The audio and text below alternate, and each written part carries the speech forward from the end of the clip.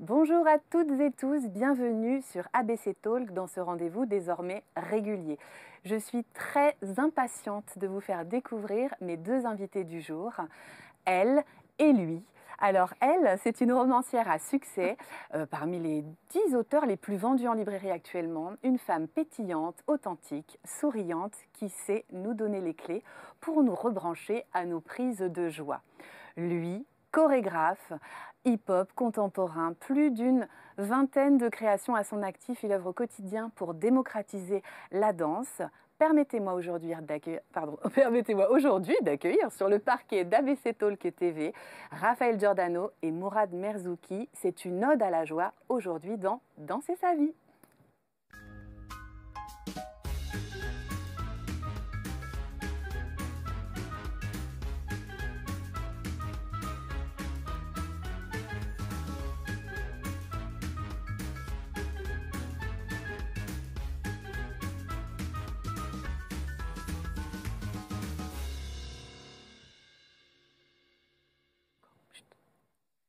Bienvenue dans Danser sa vie. Bonjour Raphaël Giordano. Bonjour Gaëlle. Merci d'avoir accepté mon invitation. Mais avec très grand plaisir. Alors j'aurais bien aimé t'accueillir dans une milonga, mais aujourd'hui je t'accueille sur le canapé d'ABC Talk.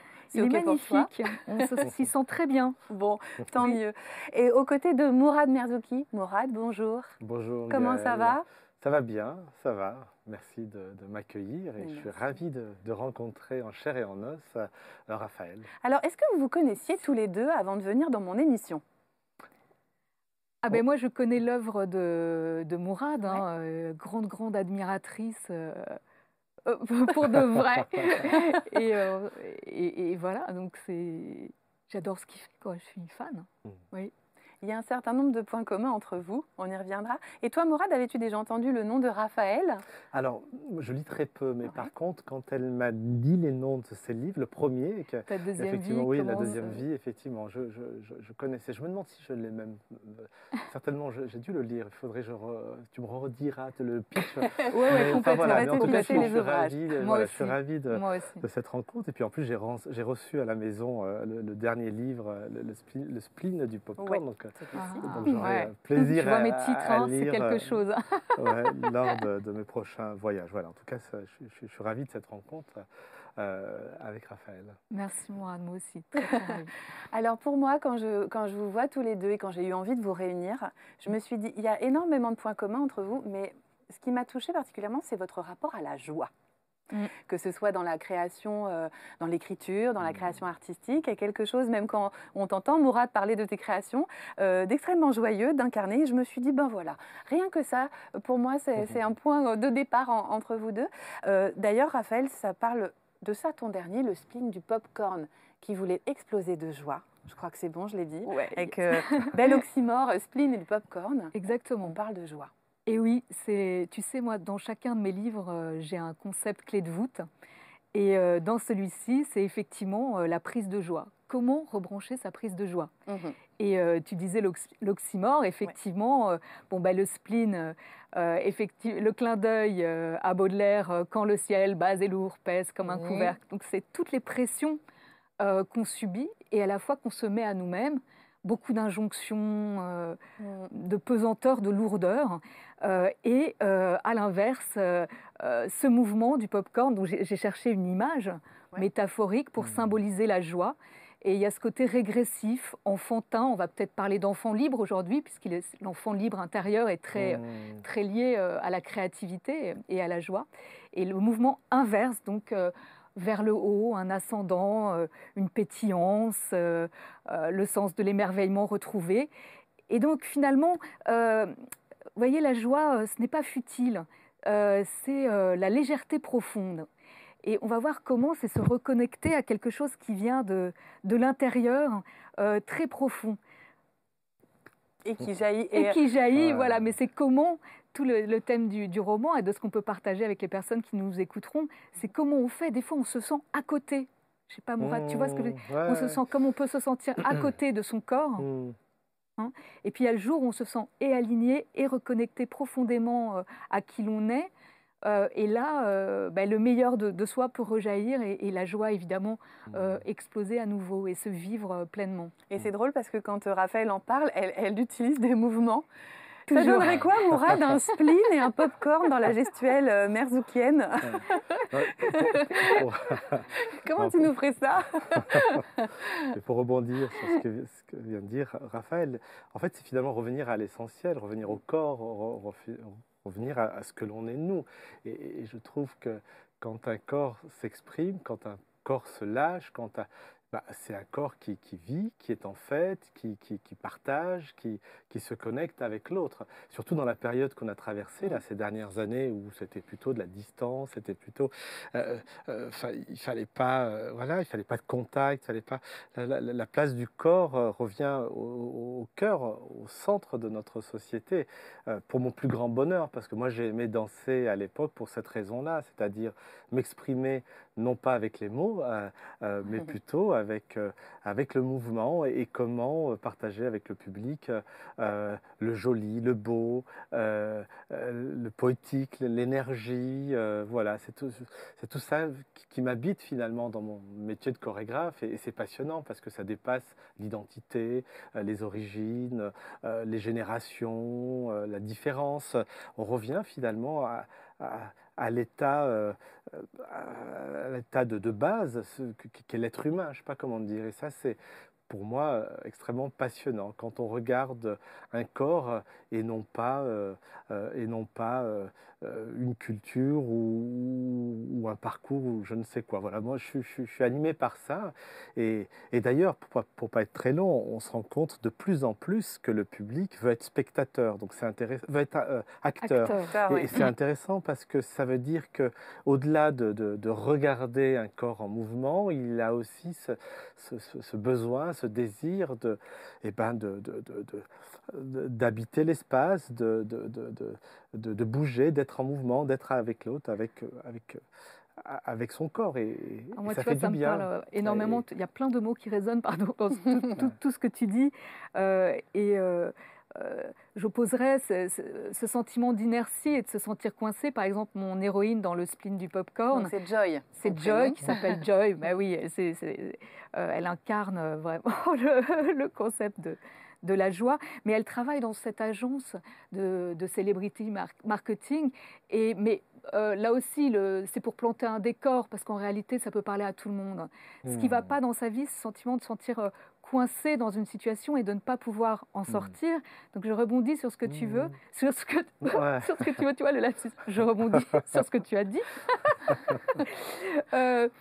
qui est de remettre du mouvement. Moi, dans mes livres, tu sais, ça quand même très aussi, ça se veut être des romans d'inspiration, parce que moi, je ne veux pas être une sachante, je veux juste être une passeuse d'idées, quelque part, mais dire, tiens, comment on fait pour mettre sa vie en mouvement et cheminer vers ses rêves.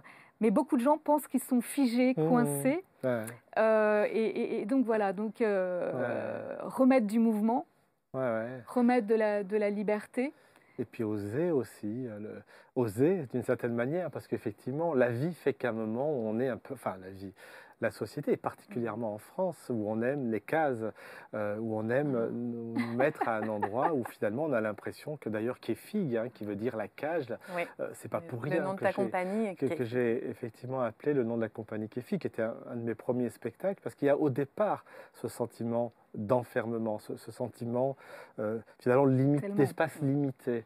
Et puis quand on commence à faire le pas de côté, quand on commence à oser, quand on commence à aller vers, on se rend compte qu'on a des petites ailes comme ça qui poussent dans le dos et il se passe un milliard de choses. Mais c'est vrai que beaucoup n'osent pas, ou en tout cas beaucoup ont ce sentiment d'enfermement, ou en tout cas d'espace limité que la société a tendance à nous imposer, ou je ne sais pas comment le dire. Et je trouve que c'est là où tu incarnes un modèle, toi aussi, tout ce que tu montres dans ton audace.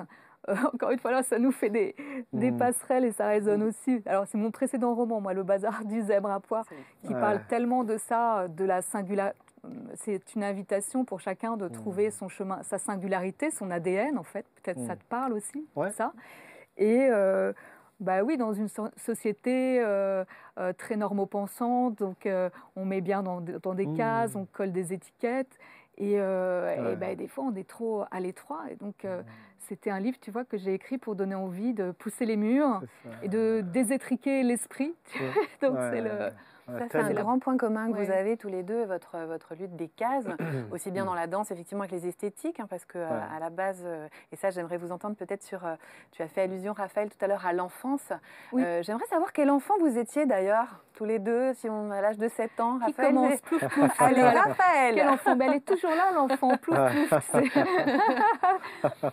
Eh bien, écoute, j'étais une enfant un peu comme je suis maintenant, assez créative, enfin même très créative en fait. Je m'exprimais, je peignais beaucoup, je dessinais, j'écrivais de la poésie, j'aimais la danse, j'adorais le cinéma. Je pense que tout cet imaginaire était déjà en place pour me raconter des histoires. Et puis par contre, le profil comme ça, par moment, le créatif a aussi besoin, enfin, de se retrancher un peu. C'est ces moments d'explosion à très haute énergie, et puis à d'autres besoin de revenir à soi. De revenir à soi. Et cette notion d'énergie, alors là, ça va parler peut-être avec la danse, m'a précocement beaucoup intéressée. Dans l'univers de l'entreprise, c'est ce qui me gênait un petit peu, c'est que le management ne comprenait pas ce qu'était l'énergie. Et ça me désespérait parce que le réservoir à idées, le staccanovisme de la créativité, vite, plein, et puis pas de temps de jachère, de repos en fait. Et donc là, tu parles aussi de ton parcours avant d'être écrivaine, autrice, romancière, je dis les trois. Oui, exactement. J'ai eu plusieurs vies dans une vie, mais c'est vrai que cet univers d'agence de publicité, de communication, moi j'étais faite pour être créative, mais c'est le management autour qui n'allait pas. De comprendre les spécificités du créatif créateur et qui peut s'étioler si on tire sur la corde ou si on lui fait subir trop de pression. Donc ça, c'était compliqué. Ouais. Mais donc quand je dis ça, pas pour parler de moi, mais je pense aux gens aussi, parce que dans mes romans, c'est vraiment ça que j'ai envie de leur donner, et de l'énergie, et aussi des petits trucs pour voir comment eux aussi peuvent développer cette créativité. Moi, quand j'étais coach en créativité, j'entendais à longueur de temps, la créativité, c'est pas pour moi, je suis nulle. Non, idées reçues, parce que ça, c'est des choses qu'on n'apprend pas à l'école. Alors, quel tips tu pourrais nous donner là tout de suite, alors, pour nous rebrancher à la créativité, déjà dans un premier temps? C'est vrai que tout au fil des romans, tu donnes, même si c'est sous forme romancée, il y a quand même des petites pratiques, il y a même des choses que tu inventes de manière assez amusante. Tu pourras peut-être je ne veux pas révéler le contenu du roman, mais le miméto pipo, par exemple, je veux bien que tu en parles. Oui, alors j'en étais à la première question, celle il y a 20 secondes d'avant, mais on peut mettre le miméto pipo là, et on peut la réintégrer dans la question. Alors, quelques tips créativité, je te dirais, c'est une posture, la créativité, c'est aussi une énergie. Alors, la créativité, déjà, on laisse l'esprit critique au vestiaire, hein, parce que ça, c'est idéicide. Si tu veux, dans les 3 états du moi, enfin, l'enfant libre, c'est recontacter quand même l'enfant qu'on a à l'intérieur. On ne commence pas par censurer, parce que dans un brainstorming ou une recherche d'idées, non, ça c'est nul, ça va pas. Non, surtout donc pas. On ouvre le robinet. Et alors je vais vous donner quand même juste la petite technique du CQFD préalable à toutes les séances de créativité. Vous barrez le C, donc c'est pas de critique, pas de censure. Le Q pour quantité, ne pas confondre, voilà, donc beaucoup d'idées, plein, un jaillissement. CQ, F, c'est bienvenue au farfelu. Parce que les détours créatifs, c'est qu'on va aller chercher des idées peut-être un peu folles. Alors peut-être qu'au final, on ne gardera pas. Mais ça va nous permettre peut-être d'arriver à la vraie bonne idée. Hein, donc pas avoir peur de faire des détours un peu dingos. Donc ça, c'est pas mal. Et le D, c'est pour démultiplication. Ça, c'est une idée qui en amène une autre. Donc, c'est un peu comme des galettes. Tu vois, alors, je suis très visuelle dans ma tête. Alors, il y a toujours plein d'images qui arrivent. Et c'est quelque part la pollinisation des idées. Il faut vous imaginer des petites abeilles, là, comme ça. Alors, on se met, en général, on réunit des profils assez différents. Et chacun va venir poloniser l'idée des autres et ça va démultiplier. Donc, on va se retrouver avec plein d'idées. Bon, par exemple. Mais pour les gens, et puis après, je ne veux pas faire trop long non plus, pardon, c'est un état de curiosité. Déjà, c'est une posture déjà d'arrêter de se dire qu'on n'est pas créatif, ce qui est totalement faux. Vous avez juste pas branché sur on la posture. C'est un éveil, c'est une décontraction, c'est pas faire les choses en force, c'est peut-être arrêter de vouloir, c'est peut-être ouais, se laisser quelque chose porter. Et c'est là où on va peut-être revenir. Et je trouve que c'est tellement, moi qui ai fait tellement de danse, j'ai compris des choses extraordinaires en dansant. Même par rapport au process créatif de l'écriture. Parce que c'est quand il y a quelque chose qui lâche. Donc je pense que quand le cerveau gauche est aux commandes, tu te plantes dans les pas en danse, tu vois. Et quand enfin c'est l'autre cerveau qui est là, ça y est, tu es dans le rythme. Tu as oublié qu'il fallait faire bien, tu as oublié qu'il fallait compter. Voilà. Là, il se passe des choses vraiment intéressantes. Ouais. Est-ce que le CQFD, ça peut marcher dans un processus de création d'une pièce ou ce que vient de dire Raphaël, est-ce que ça peut être des étapes qui pourraient être utilisées dans l'écriture d'un spectacle? Ah mais complètement, moi je rejoins totalement ce qui vient d'être dit. Mais c'est exactement ça. Moi, combien de fois j'entends des personnes qui disent mais moi je ne peux pas chorégraphier, je ne peux pas créer, je ne peux pas écrire, je ne peux pas, je ne peux pas. Mais c'est parce qu'ils verrouillent tout. On n'a pas un diplôme pour être chorégraphe. Enfin, moi je n'ai pas fait d'études. Simplement, ce que j'ai fait, enfin ce que j'ai essayé de faire, c'est de regarder les choses peut-être un peu autrement. C'est d'être curieux, de ne pas mettre de barrières. Enfin, tout ce que tu viens de dire, là, Raphaël, c'est exactement ça. Et quand on est dans cette mécanique-là, c'est marrant, on se lève le matin, on se couche le soir, et ben, on a vu des choses qu'on n'aurait jamais vues si on était dans une espèce d'automatisme et qui finalement nous assèche. Alors que quand on commence à regarder les choses autrement et on se pose la question, enfin, quand on se pose la question, en tout cas on s'interroge sur ce qu'on le regarde ou on y prête une attention particulière, et ben ça vous aura renvoyé une multitude d'idées, quand je suis en création, je suis en alerte, c'est-à-dire le matin, je vais écouter, regarder, et tout ça, consciemment ou inconsciemment, c'est une mécanique qui est en route et qui va servir ce qu'il y a au plateau et ce que je vais faire avec les danseurs dans le studio. Par contre, si je fais comme ça, je vais me retrouver avec les danseurs, je serai comme n'importe qui, je ne saurais pas quoi faire, quoi dire, quoi...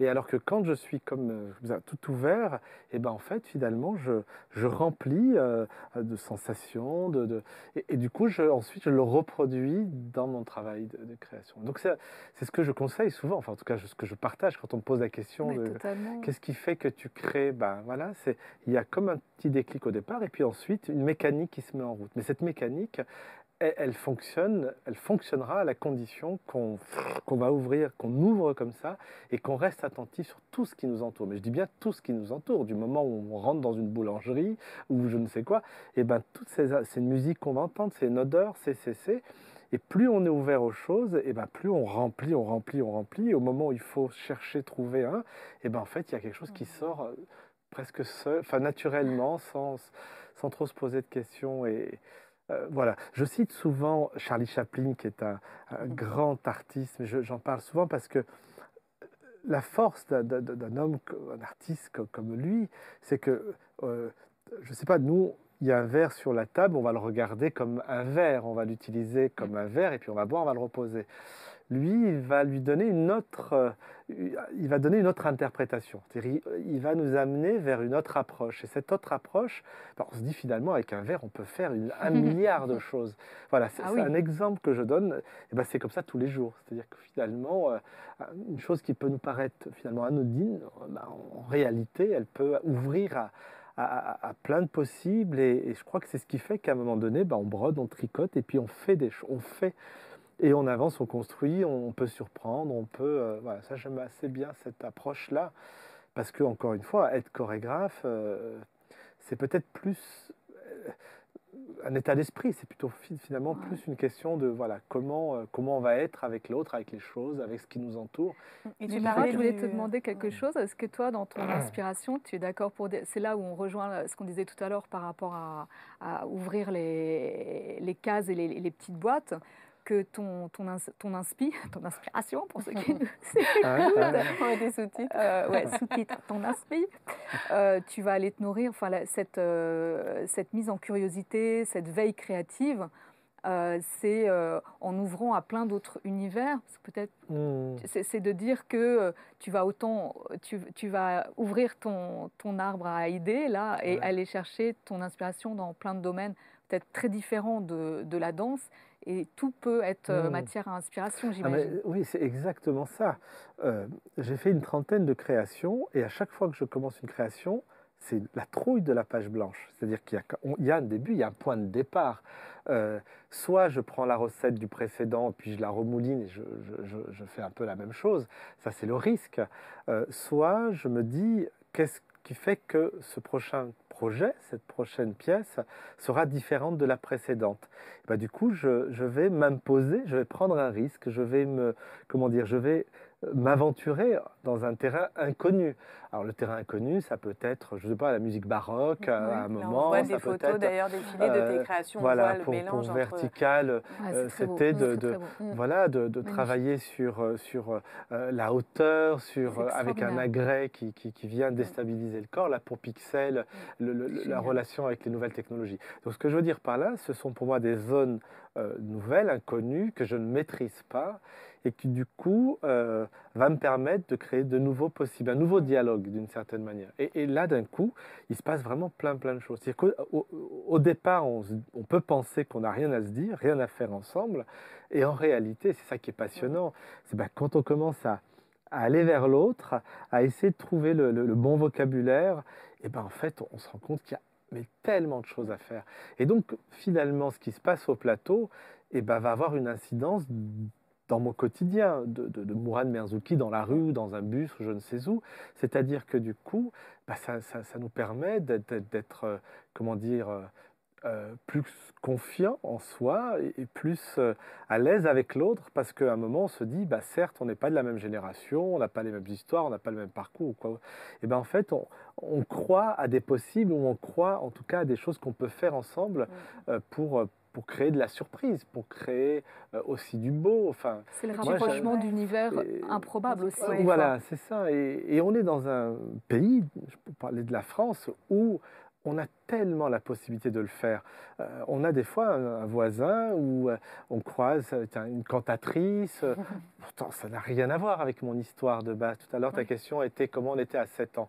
Moi, à 7 ans, je n'allais pas dans un théâtre. À 7 ans, je n'allais pas au conservatoire. À 7 ans, je connaissais absolument pas... Tu faisais de la boxe, toi. J'ai fait de la boxe, voilà. Mais pourquoi je dis ça, c'est qu'à un moment, je me suis rendu compte petit à petit que finalement, le pire aurait été que je reste au pied de mon immeuble et que je m'enferme et que je tourne en rond autour de la balançoire. Là, je me serais totalement asséché, appauvri, puis j'aurais regardé l'autre avec défiance, avec méconnaissance, incompréhension. Alors qu'au moment où j'ai commencé à me dire, finalement, certes, on n'est pas pareil, mais peut-être qu'on a des choses à faire ensemble, là, c'est des pas de géant. C'est des pas de géant au niveau sociétal, et c'est des pas de géant au niveau artistique. La richesse aujourd'hui de commencer à confronter un quatuor à cordes avec du hip-hop. Le prochain spectacle, et tu ne le sais pas encore, on va faire avec des mots en graphisme, des fils. Voilà. Ça va être...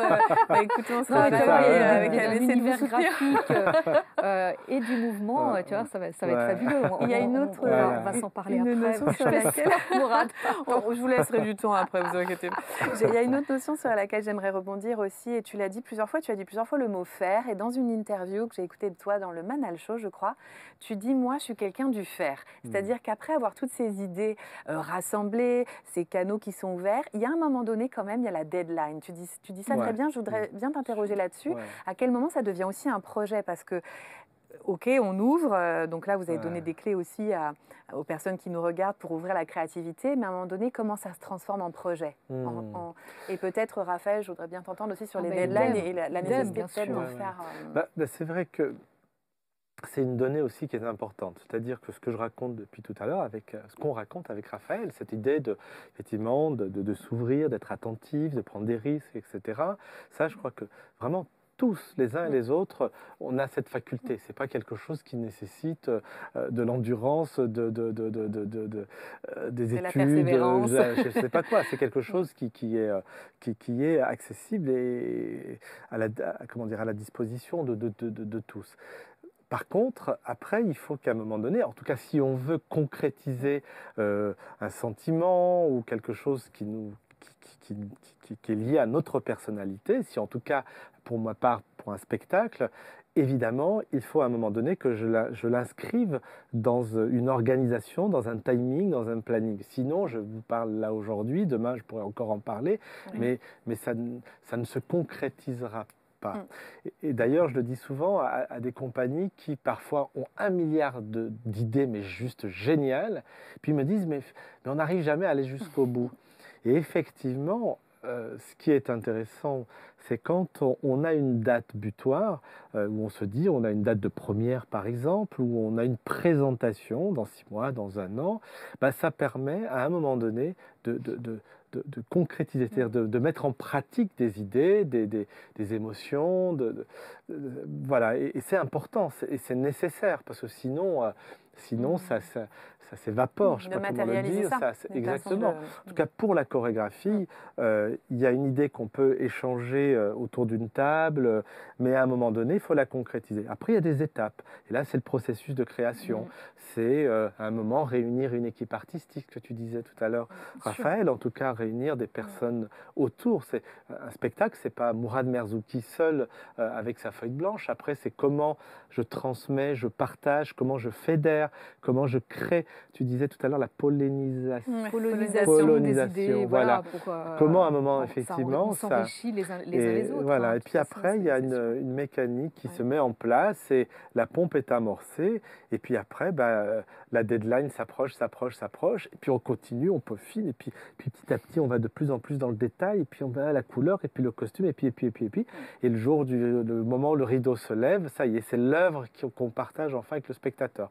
Et c'est génial, c'est passionnant, mais c'est un processus que je suis sûr qu'on pourrait calquer dans d'autres domaines. Bien sûr. Dans l'écriture, toi aussi, Raphaël, tu as la deadline qui fait que ça bien se... Bien sûr, mais heureusement, en fait, on a toujours tendance à croire que les créatifs, artistes, créateurs sont des gens déconnectés des contraintes et du réel. On ne peut créer que dans la contrainte. Même, alors, dans le bazar du zèbre à poil, le concept clé de voûte, c'est l'audacité. J'ai pas mis que l'audace, parce que tu vois, c'est un peu court. Si tu fais... Alors, l'audace, c'est un élan, c'est un booster. Mais je veux dire, derrière, si tu concrétises pas, donc la ténacité derrière cette force, d'ailleurs, tu vois, quand j'en parle, je me redresse. Mais oui, parce qu'il en faut. Tu vois, c'est là où tout me ramène à l'énergie, toujours, tu vois, pour aller au bout. C'est peut-être moi, tous les gens que je rencontre qui n'arrivent pas à aller au bout de leur projet ou de leurs rêves. Alors qu'en fait, c'est très précis en fait, pour y parvenir.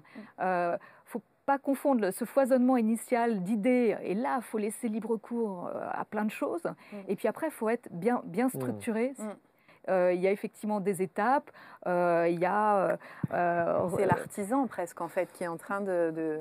Oui, il faut beaucoup de discipline. Les créatifs ne sont pas du tout des personnes qui partent dans tous les sens. Et, il faut l'être dans un premier temps, il faut ce grain de folie, il faut cette audace. Et puis derrière, pour mettre sur les rails, il faut être très précis. Et bien entendu, alors, pour y arriver, c'est de ne pas voir la montagne.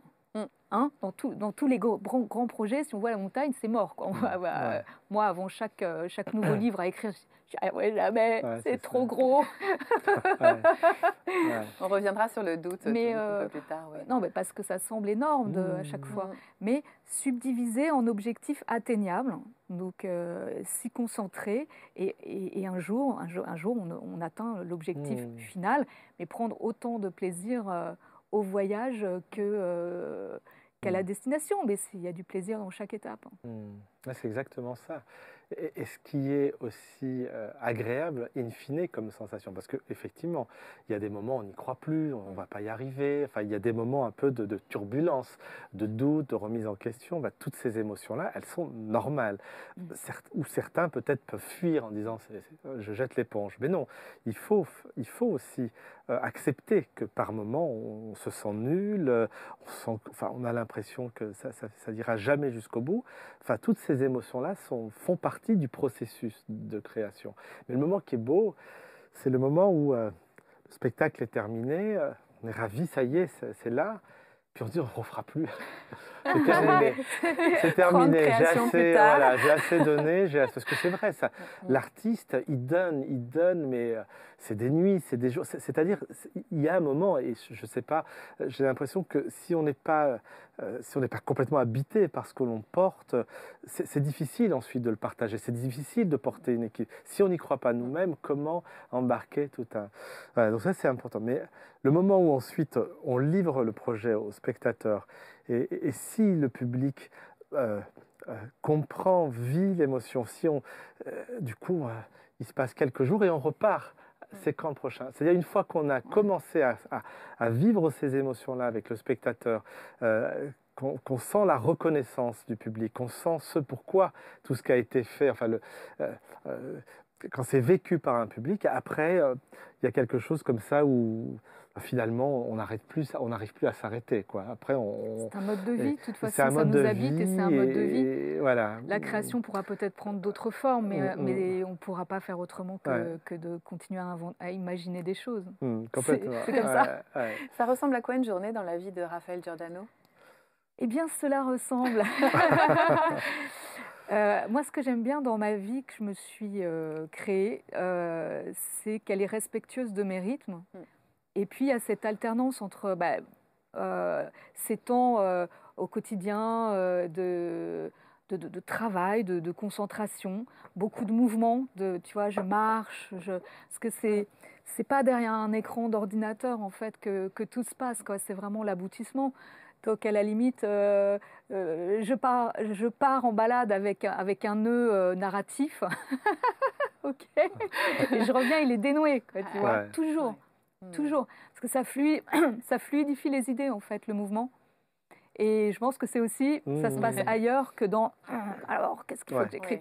Non, ça, à la limite, presque en commençant à écrire, tu dois pas...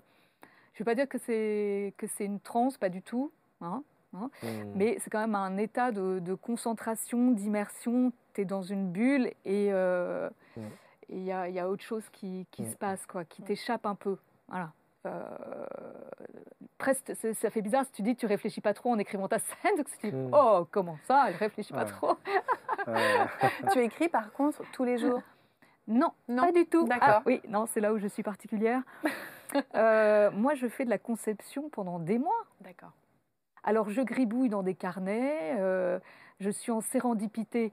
Je sais pas si alors pour les personnes qui nous regardent, donc c'est cette traversée du flou. Alors tu cherches les Indes, tu trouves l'Amérique. Pas chercher. Si tu sais tout de suite ce que tu cherches, tu ne laisses pas sa chance au heureux hasard, comment dire, à l'accident heureux, pardon, à l'accident heureux ou au rapprochement improbable, parce que la créativité, c'est que des associations d'idées étranges, des univers opposés qui se rejoignent, bref. Et donc voilà, donc je rêve beaucoup. Je travaille en faisant des siestes, des petites siestes. Ouais, c'est excellent. Hein. Tu sais, alors la remontée du sommeil, là, c'est dans cette phase-là, c'est dans un demi-sommeil. Waouh, alors là, tu as presque ta scène qui se fait toute seule. C'est impeccable. Donc, un quotidien où je fais justement très attention à mon mode de vie, où je prends vraiment soin de moi. Donc, je vais beaucoup marcher. Le matin, alors, il faut prendre le temps. Moi, j'aime le temps je prends le temps de revenir à la vie. Vraiment. Donc, déjà, rien ne se passe avant que j'ai parlé à mes êtres chers, pris le temps de me poser, tu vois. Une douceur. Parce que je trouve que, voilà, et j'admire beaucoup ceux qui qui continuent à vivre comme moi je vivais quand j'étais dans la vie active et en entreprise, quand je ne pourrais plus vivre comme ça. Je souffrais énormément, à vrai dire. Et puis voilà, ouais, bien sûr. Alors, plusieurs mois donc d'idéation, où c'est la collecte. Tu sais, c'est comme les recettes de cuisine. Hein, pour faire un bon plat, si tu n'as pas des ingrédients un peu spéciaux, extraordinaires, ce que ça sent, là, tu prépares. Hein. Voilà, c'est pareil. Donc, je griffonne dans tous les sens. Puis, tu vois, c'est vraiment le fond et la forme, mes romans. Donc, les gens ne le savent pas et ne le voient pas, mais mon premier métier, c'est d'être une communicante. Donc, mon rôle, c'est de vulgariser quelque part des idées complexes. Et alors, sur la forme, c'est accessible, c'est léger, c'est amusant. Mais en même temps, bon, les thèmes de fond, ils viennent gratter des choses humaines, en fait. Parce que c'est, moi, ma passion, et ce sera sans doute à la fin des fins, je l'espère, le fil rouge de toutes mes œuvres, c'est quoi notre foutue condition humaine? Qu'est-ce qu'on fait là? Est-ce qu'on va trouver du sens? Cette traversée, comment on la fait au mieux? Donc, le balayage créatif, parce que c'est comme ça que je fonctionne, cette exploration autour de l'humain, de tous les thèmes qui touchent l'humain au plus près. Et donc, le fond, tu vois, je vais m'intéresser, lire, creuser, réfléchir à des choses très sérieuses et assez complexes en psychologie, en philosophie, en spiritualité, plein de choses. Et après, tu as la trame narrative, la construction des personnages, ciselée, la psychologie, les intrigues, et tout ça finit par faire un roman avec l'écriture dans une autre partie, qui est plus loin. Et toi, Mourad, est-ce que tu prends ce temps de la douceur, le matin pour t'installer? Est-ce que j'ai plutôt, au détour des interviews que j'ai pu lire, écouter de toi, l'impression que tu vas au travail un peu comme un guerrier? Est-ce que je me trompe? Non, c'est juste.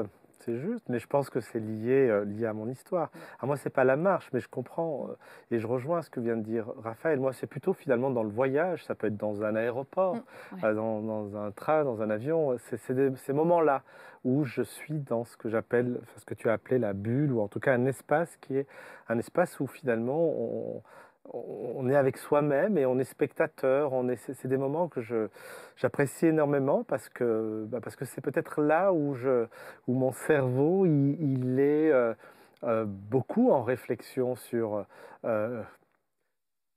qu'est-ce que je veux partager avec le spectateur dans mes spectacles.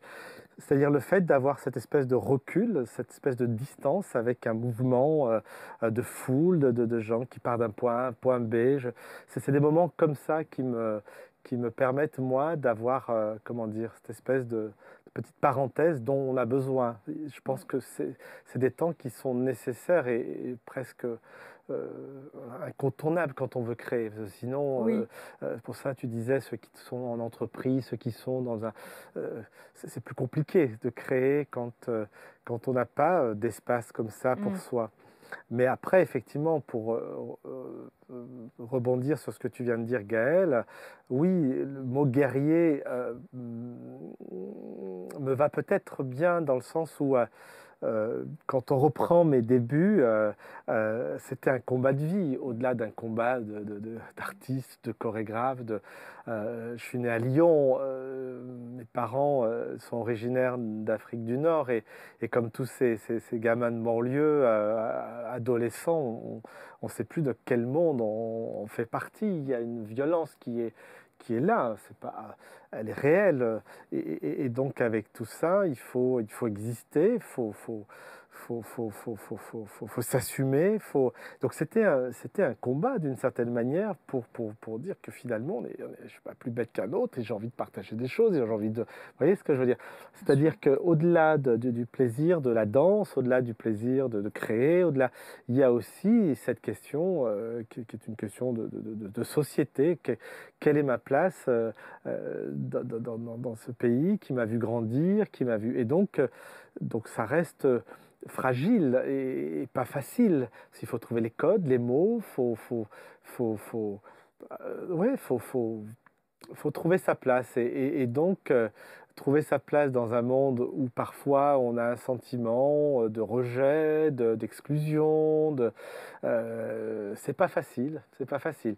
Donc c'est peut-être 3 fois plus de travail, c'est peut-être 3 fois plus d'heures, 3 fois plus d'heures, enfin voilà, mais c'est comme ça. Après, à refaire, je le referai, mais ça a été passionnant, mais en même temps, ça a été aussi pas toujours facile. C'est ça qui t'a donné envie de tant militer, œuvrer pour la démocratisation de la danse, parce que tu parlais de vulgarisation tout à l'heure, Raphaël, dans tes écrits, démocratisation. Moi, je trouve que ça aussi, ce sont des choses que vous partagez en commun et qui sont très nobles, en fait. Bah oui, au moment où j'ai compris que je faisais un métier qui permettait peut-être de changer le regard qu'on peut avoir sur l'autre. La danse, elle a cette universalité, Universalité. Universalité, c'est vrai qu'il est pénible. Oui, quand j'ai commencé à comprendre qu'avec la danse, je pouvais partager des instants avec n'importe qui, dans n'importe quelle partie du monde. Voilà, la danse n'a pas de frontières. La danse, encore une fois, elle apporte comme quelque chose qui est importante dans ce qu'on recherche tous les uns et les autres, c'est-à-dire qu'on nous regarde pour ce qu'on est, et pas pour... Et donc pour moi, c'était important. Donc effectivement, quand j'ai compris ça, pour moi, il y avait une évidence de dire, ben voilà, déjà l'histoire du hip-hop, hein, qu'on regardait il y a 30 ans comme une danse éphémère, où on disait, mais ça ne va pas durer, c'est pas de la danse, etc. Donc j'avais comme ça cette volonté de dire bah, pourquoi pas, c'est une danse comme une autre, pourquoi pas. C'est une danse qui peut parler à des jeunes, des moins jeunes, à des gamins de banlieue comme à des gamins de centre-ville. Enfin, pour moi, j'avais vraiment ce challenge de dire bah, vous verrez, peut-être demain, on arrivera à partir de ce vocabulaire, à partir de ce langage, à vous raconter des histoires ou en tout cas à partager des émotions avec vous. Donc c'est vrai qu'au départ, il y avait à la fois une espèce de défi avec l'histoire de cette culture née dans la rue, dans les quartiers populaires.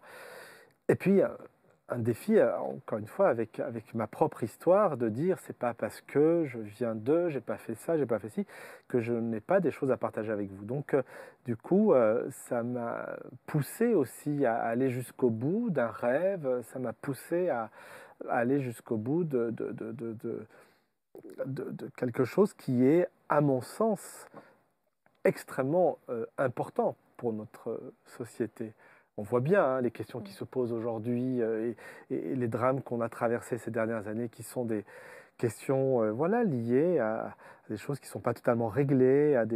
Et je trouve que la danse, l'art, la culture, bah, je ne dis pas que c'est le remède, mais en tout cas, je le vois bien pour moi, hein, la danse m'a permis de prendre la hauteur nécessaire, le recul, m'a aidé énormément pour que finalement, aujourd'hui, je me dis, bah, finalement, je suis un citoyen comme n'importe qui et que ma place, elle peut être ici, elle peut être ailleurs. Enfin, ça m'a donné cette confiance-là, où beaucoup, malheureusement, n'ont pas eu cette chance-là et se sont retrouvés en défiance avec l'institution, avec le monde, et se sont brûlés les ailes, in fine, alors que ce sont des gens extrêmement talentueux, brillants, etc., mais malheureusement se sont fait écraser par cette machine.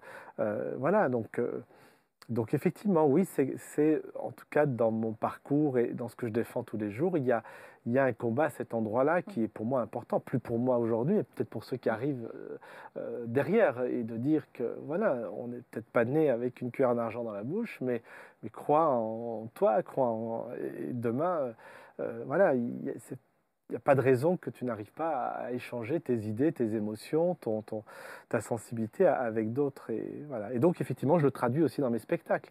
Moi, le bonheur, quand je finis un spectacle et que j'ai une personne d'un certain âge ou qui vient me voir en me disant j'ai pleuré, enfin, vous ne pouvez pas savoir le bien que ça me fait, parce qu'on ne regarde pas Mourad issu de tel quartier ou je ne sais pas quoi. Enfin, vous savez, la caricature, il vient du... On voit, on parle émotion, on parle essentiel finalement, on parle essentiel et quand on parle avec son interlocuteur de choses essentielles, ben, je veux dire, on se tient droit et on continue à avancer. Par contre, quand on nous ramène à des choses qui sont des choses qui nous tirent vers le bas, qui sont caricaturales, etc., mais Et ça existe encore aujourd'hui, malheureusement. Je vais avoir 50 ans, je me dis, au secours, quoi, c'est pas fini, le combat est pas fini. Donc oui, guerrier, à cet endroit-là, oui. Après, je ne le traduis pas dans mes spectacles, je ne saurais pas faire. Ce ne sont pas des spectacles engagés. Je suis plutôt dans des spectacles, au contraire, qui sont des spectacles qui reviennent, enfin, qui partagent finalement ce qu'on cherche tous quand on va dans un théâtre, c'est-à-dire on a envie d'avoir une belle émotion, on a envie d'être surpris. Tout à l'heure, on parlait d'un spectacle de gospel où que si on sort en chantant, si on sort... Voilà, c'est cette approche-là que j'aime du spectacle, c'est de dire finalement, on va se coucher en ayant rêvé un peu, en ayant pleuré, en ayant voilà, vécu de la poésie. Bah, ça, tous les êtres humains ont besoin de ces émotions-là. Quand on la vit, ben, on se sent plus fort pour affronter la journée du lendemain. Et si on n'a pas vécu ça, bah, qu'est-ce qui se passe? C'est qu'on s'assèche, on devient aigri, on devient... vous voyez, on ne comprend pas l'autre, on n'est pas prêt au dialogue avec l'autre, parce qu'on a l'impression qu'on n'est pas du même monde. Alors que la danse, moi, elle m'a permis, au contraire, de comprendre la musique classique, par exemple. Quand on me disait, quand j'avais 20 ans, mais la musique classique, tu comprends, mais j'avais pas l'oreille pour ça. Je Donc connaissais ça, c'est pas. Box, c'est ça, c'est ta Box, création par exemple, voilà. J'ai eu la chance d'avoir un quatuor à cordes à 1 mètre devant moi, qui joue comme ça et qui me fait du Schubert, du Gorecki, du Mendelssohn, ce que je ne connaissais absolument pas. Mais le fait de les voir à 1 mètre devant, de les voir jouer, il se passe quelque chose qu'on ne peut pas expliquer, qui est difficile. Et puis, du coup, ça m'a permis de mieux comprendre, de me dire, bah, effectivement, il y a des émotions qu'on peut vivre avec cette musique-là, chose que je n'aurais jamais imaginée à 15 ans. Vous voyez ce que je veux dire? Donc, comme quoi c'est possible, et du coup, ça change le rapport à l'autre. Et de la même manière, le Quatuor de Debussy, quand il se retrouve avec 6-8 danseurs de hip-hop en répétition, qui arrivent avec le look, avec toute la caricature qu'on connaît, et ben au départ, Morad, ça va être compliqué. Compliqué quoi? À un moment, on rapproche, on essaye, on tente, et puis finalement, le spectacle aura été partagé avec, voilà, avec des publics divers, de toute classe sociale, etc. Donc ça, c'est passionnant. Donc encore une fois, c'est pas ce qui va changer la donne, mais je pense que il y a quelque temps, on parlait essentiel, pas essentiel. Moi, je pense vraiment que l'art en général, la culture en général, c'est plus qu'essentiel. C'est plus qu'on voit qu'est-ce que ça peut, comment ça peut transformer, comment ça peut changer, comment ça peut... Voilà, donc c'est effectivement aussi pour cette raison que je continue ardemment, passionnément ce magnifique métier de chorégraphe, pour le plaisir de la danse, pour le plaisir de chorégraphier, mais pour aussi exister à l'endroit de cette urgence de notre monde, qui est celui de comment comprendre l'autre, comment mieux comprendre son voisin, comment trouver le dialogue malgré nos différences. Voilà, donc ça c'est quelque chose qui est pour moi précieux et important. C'est ce que tu as fait d'ailleurs en prenant cette belle revanche sur la vie, de passer du gamin de banlieue qui ne trouvait pas sa place à un directeur de centre chorégraphique national, un des premiers directeurs chorégraphes hip-hop. C'est-à-dire que là, tu as quand même ton enjeu de citoyen, là, tu agis concrètement au sein de l'institution en plus. Donc ça, oui, c'est vrai que c'est un conte de fées. J'aurais pas pensé une seconde au début, mais ça revient tout à l'heure à ce qu'on disait sur la création. Enfin, tout ça se construit, ce sont des étapes. Bien sûr, c'est un conte de fées. Et je suis extrêmement heureux de tout ce que j'ai vécu, parce que c'était pas gagné, parce qu'il a fallu essuyer les plâtres, il a fallu... Enfin, vous voyez, c'était... Mais aujourd'hui, ce que je retiens de tout ça, finalement, c'est plus pour ceux qui arrivent après. C'est-à-dire comment, au travers d'un parcours comme le mien, je ne suis pas le seul, et heureusement, je vois plein d'artistes comme moi qui partent de rien, qui à un moment, et qui aujourd'hui font des choses juste incroyables. Je me dis comment les plus jeunes peuvent se projeter au travers de parcours comme cela. Et puis du coup, ça crée l'espoir.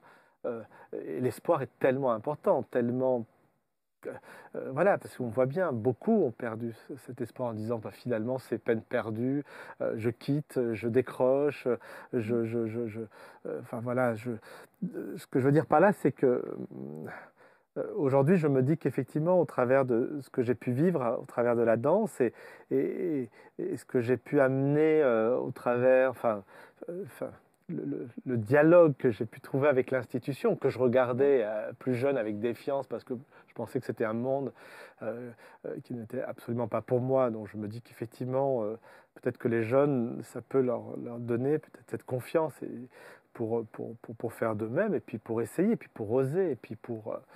Voilà, donc c'est vraiment un combat de vie qui est loin d'être terminé. Malheureusement, il faut continuer à, à faire, à faire rêver, en tout cas à partager le beau et non l'inverse. Voilà, c'est un peu ce que vous pouvez être les rencontres sur le chemin d'individus. Et c'est ce qui est très bien dit aussi, Raphaël, dans ton livre, parce que Joy, elle a perdu le sens des choses dans son livre. Elle a perdu un peu le sens. Elle se demande quel talent elle a. Est-ce que tout le monde a un talent? Et c'est aussi, alors, ce qui fait écho aussi dans ce que dit Mourad, elle va aller au-delà, en tout cas, tu invites ton lecteur à aller au-delà des préjugés, parce qu'il y a des portraits de personnages dans ton roman, au vitriol quand même. Hein. On est avec des personnalités et qui ne sont pas si loin sans doute de la réalité. Mais c'est aussi dans la rencontre, parce qu'il y a cet autre, bon, sans dévoiler, mais il y a un homme qui croise le chemin de Joy et qui va être comme un miroir de ses possibles et qui va lui donner l'élan de se rebrancher à sa prise de joie. Et c'est peut-être ce que vous faites vous aussi en donnant de l'espoir.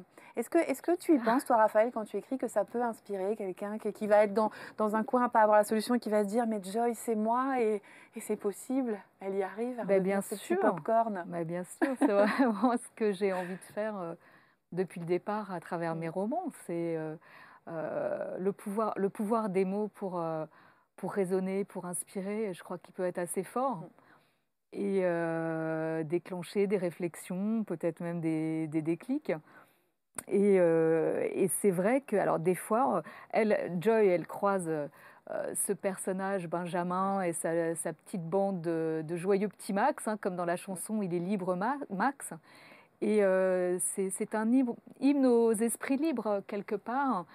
Mais comment ça s'est passé pour eux? Simplement, ils se sont inventés une autre philosophie de vie, une autre manière d'appréhender la vie. Donc ça n'empêche pas du tout l'exigence dans les choses. Hein. On revient pour aboutir, voilà, oui, il faut être sérieux, il faut travailler, il faut de l'exigence. Mais c'est comment échapper aux pressions. Ça ôte de l'énergie et c'est ça qui coupe les ailes. Donc moi, ça m'énervait énormément. Comment on fait, Raphaël, pour couper les pressions alors Comment on fait? Mais déjà, mon héroïne qui finit même tellement elle se colle la pression. Alors, on est son pire ennemi. Hein. On est son pire ennemi, donc elle est son pire ennemi. À se dire, à se comparer aux autres, il y a ce regard écrasant, se comparer à ce qui nous semble normal. Donc, dans cette normalité, les autres sont toujours mieux que vous. Hein. Vous êtes d'accord? On compare aux voisins, on se sent toujours un peu moins bien.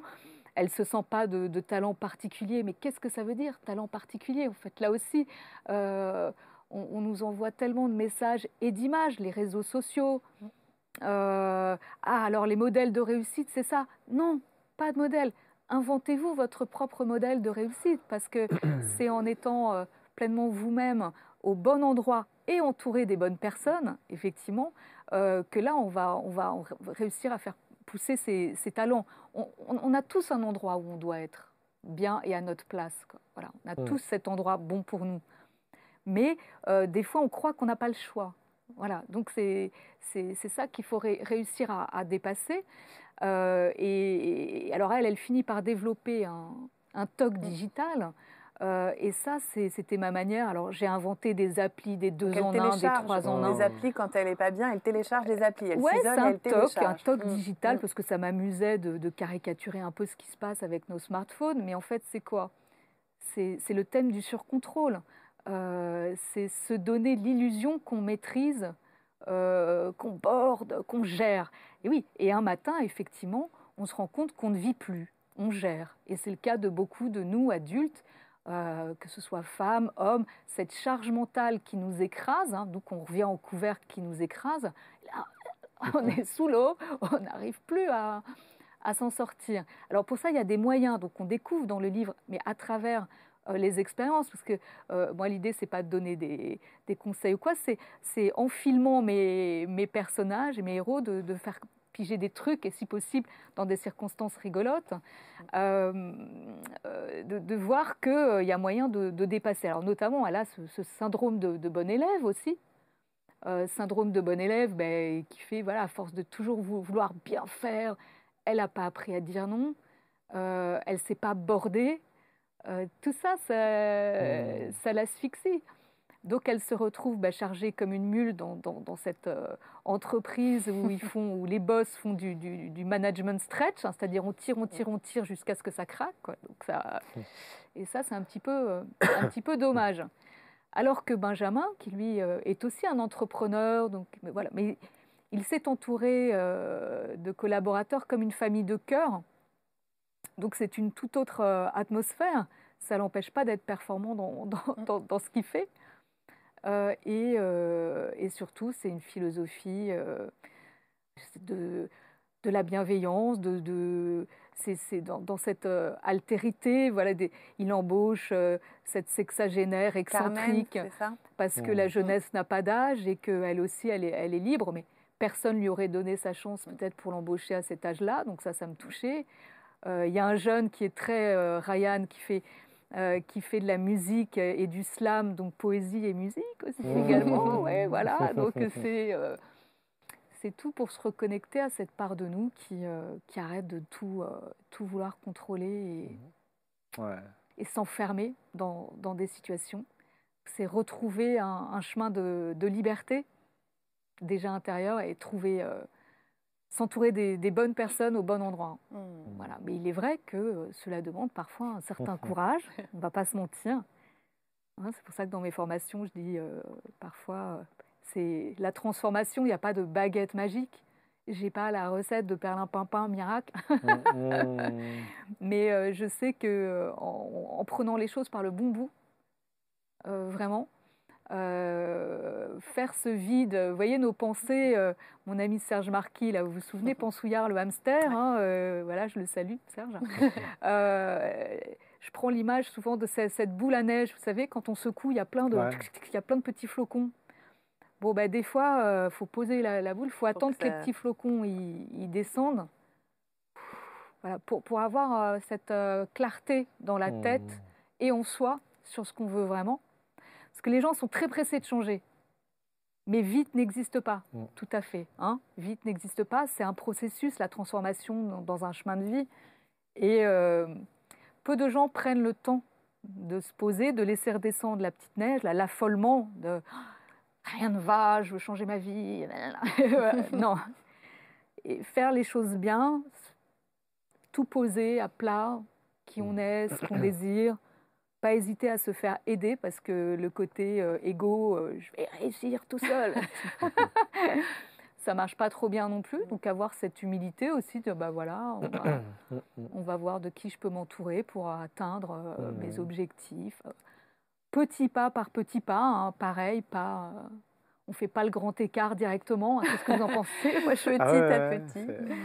Pas de grand écart directement, mais après on y arrive. Il y a vraiment de l'espoir. Ouais, j'avais une question, parce qu'on parlait tout à l'heure du processus de création.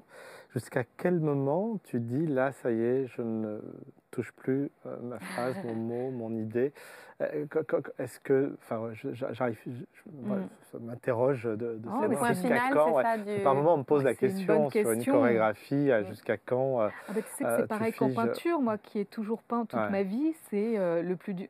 C'est à quel moment tu vas poser le pinceau. Et c'est pas quand c'est sursaturé, hein, tu le sais, de toute façon. Plus tu bouges, voilà. Donc, tu vois, c'est pour ça que moi j'ai cette très longue phase préalable où tout est dans ce que je sens, dans la tête, dans les griffonnages de toutes sortes. Mais quand j'écris, je reprends très peu. Parce qu'il y a c'est comme une cocotte minute, enfin je sais pas comment dire, d'abord je vais tourner autour, par exemple, avant de me mettre à écrire. Oh là là, les détours, c'est dur, faut quand même le dire. C'est pas genre, je vais me mettre à écrire. Oh, j'appuie sur un bouton et le texte tombe tout seul. Tu vois, c'est quand même. Ouais. Donc il faut vraiment. C'est un état. Peut-être que les grands sportifs ou vous les danseurs, vous ressentez cette concentration extrême. Par contre, alors je vais faire d'autres trucs, je vais regarder parce que je redoute ce moment où je vais devoir me lancer. Mais une fois que c'est parti, c'est fini. Il n'y a plus de. Il y a, une fois que c'est parti, c'est parti. Un jet, mais très concentré pour que ce soit presque le premier, le bon. Ouais.